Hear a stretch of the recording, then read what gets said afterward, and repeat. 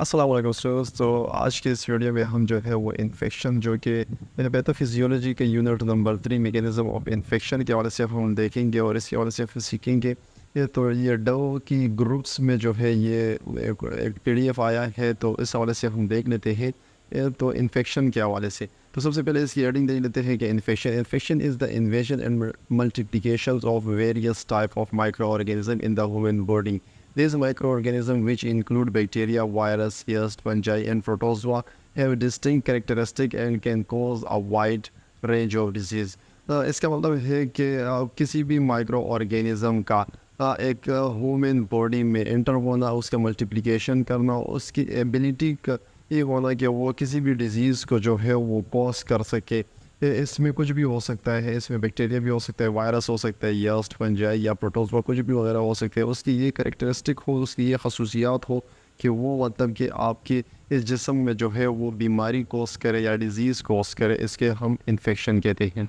The micro organism use that person body to sustain itself, reproduce and colonize. These infection microscopic organisms are known as pathogen and they can multiply quickly.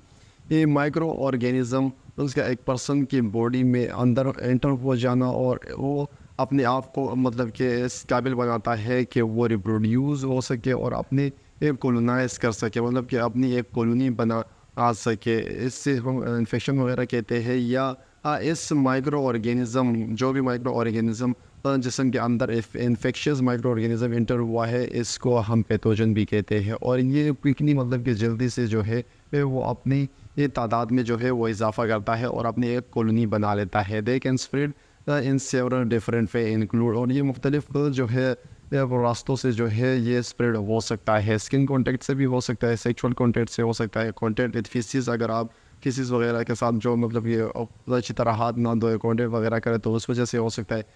Ingesting contaminated food और water food borne disease की वजह से हो सकता है।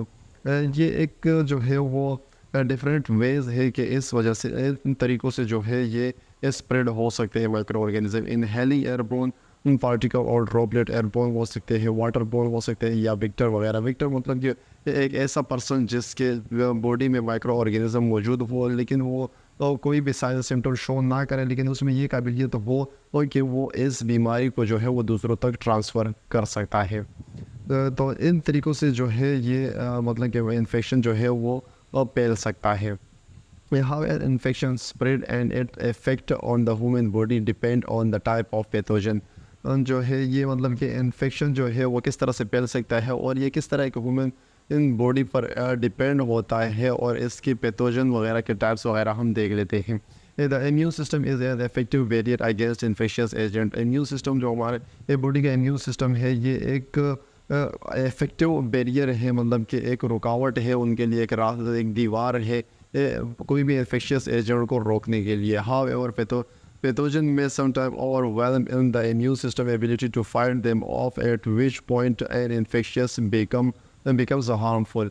कि कभी कभार हमारे इम्यून सिस्टम जो है वो उसके पास ये एबिलिटी नहीं होती है कि वो पैथोजन के ख़िलाफ़ जो है वो कंप्लीट फ़ाइट कर सके, और उस टाइम पर उस एक पॉइंट पर जो है वो पैथोजन जो है वो एक हार्मफुल हो जाता है और वो इन्फेक्शन जो है वो कॉज कर लेता है।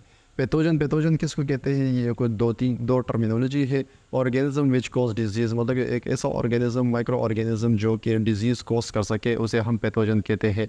Non pathogens beneficial for health non cause disease. Non pathogen उसको कहते हैं कि वो आपके हेल्थ के लिए बेनिफिट हो, मतलब कि बेनिफिट ज़ाहिर करे, आपको फ़ायदा दे, बल्कि आपको डिजीज़ ना पहुँचाए, मतलब कि आपको कोई नुकसान वगैरह ना पहुँचाए, आपको डिजीज़ ना करे, कोई कॉज वगैरह ना करे। वायरल इन्फेक्शन आप इसमें देख लेते हैं कि वायरल इन्फेक्शन जो है वो किन किन इन माइक्रो ऑर्गेनिज्म से फैल सकता है। वो क्योंकि वायरल में भी ये जो है वो मुख्तलिफ नाम्स है, तो उसको देख लेते हैं। It is caused by virus, जो ये मुख्तलिफ बीमारियाँ हैं जो वायरस से कॉज होती है। ज़िका वायरस ये एक बीमारी है, HIV एक बीमारी है, hepatitis C, A, B, D, E, polio, influenza include H1N1, swine flu और डेंगू फीवर और एबोला। ये मुख्तलिफ डिजीज़ के नाम है, ये वायरल इन्फेक्शन से जो है वो फैलती है या वायरल से होती है। बैक्टीरियल इन्फेक्शन के हवाले से इस तरह देख लेते हैं, इट कॉज द डिजीज़, जो बैक्टीरिया की वजह से जो डिजीज़ इस कॉज हो रही है इसको क्या कहते हैं, कोलेरा। कोलेरा जो है वो बीमारी का नाम है। और इसके अलावा डायफिथीरिया और बेम्बोनिक प्लेग और ट्यूबरकुलोसिस जिसको हम टीबी वगैरह कहते हैं शॉर्ट फॉर्म में, और टाइफाइड वगैरह जो है ये भी बैक्टीरिया की वजह से ये कॉज होती है। ये मतलब कि इसका जो एजेंट होता है वो बैक्टीरिया होता है, पैथोजन वगैरह।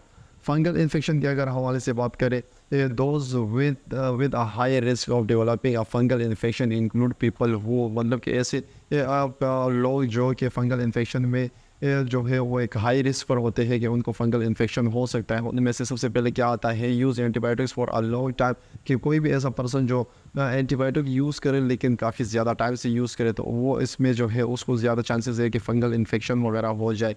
ये have a weekend immune system due for example to living with HIV or diabetes or receiving chemotherapy treatment, कि ऐसे ये लोग जिनका इम्यून सिस्टम जो है वो वीक हो। और इसमें एग्जांपल दिए है कि HIV का जो पेशेंट है उसके इम्यून सिस्टम जो है वो वीक होती है, डायबिटीज़ इसके जो पेशेंट होते हैं उसके इम्यून सिस्टम जो है वीक होती है, और जो पेशेंट कीमोथेरापी वगैरह की ट्रीटमेंट वगैरह करवा रहा हो तो इसका इम्यून सिस्टम भी जो है वो वीक होता है, तो उसको तो ये ख़तरा होता है कि फंगल इन्फेक्शन उसको काफ़ी ईजिली हो जाए। Have undergone a transplant as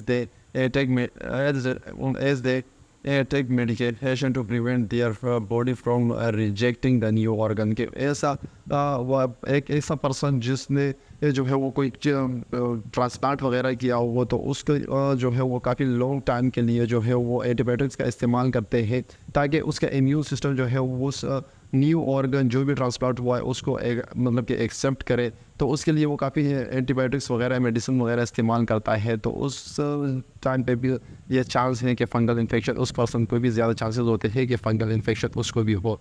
example of fungal infection trusted sources, ये एक एग्जांपल दी है कि ट्रस्टेड सोर्सेज जो है एक इन्फेक्शन का नाम है, फंगल इन्फेक्शन का नाम है कि ये उसको हो सकती है। इसके अलावा हिस्टोप्लाज्मोसिस, कैंडिडियासिस और रिंगवर्म, ये फंगल इन्फेक्शन के नाम है कि ये बीमारियां उनको हो सकती है। प्रोटोजोल इन्फेक्शन के अगर हवाले से बात करें, it is caused by protozoa, क्योंकि प्रोटोजोआ की वजह से हो सकता है और होता है।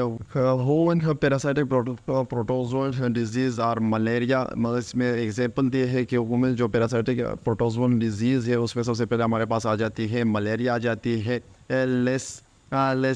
लेशमेनियासिस आ जाती है और टोक्सोप्लाज्मोसिस इसमें आ जाती है। तो फ्रेंड्स, इन्फेक्शन के हवाले से आज की पीपीटी जो है हमारे पास यही तक थी। आई होप कि आप लोगों को इस वीडियो से काफ़ी इन्फॉर्मेशन मिल गई होगी, लेकिन फिर भी अगर आपको कोई सवाल है तो नीचे कमेंट बॉक्स में मुझे कमेंट कर सकते हैं। और मैं एक न्यू पीपीटी को ढूंढने की कोशिश कर रहा हूँ जो कि ब्लड की तरफ से एक पीपीटी हो जिसमें इन्फेक्शन और इन्फ्लेमेशन के हवाले से कंबाइन दोनों दिया हो, तो उस पर भी वीडियो बनाने की कोशिश करूँगा। आई होप कि आप लोगों को इस वीडियो से कुछ ना कुछ इन्फॉर्मेशन मिल गई होगी। ये मिलते हैं एक नई वीडियो में, तब तक के लिए अपने और अपने प्यारों का ख्याल रखें। अल्लाह हाफिज़।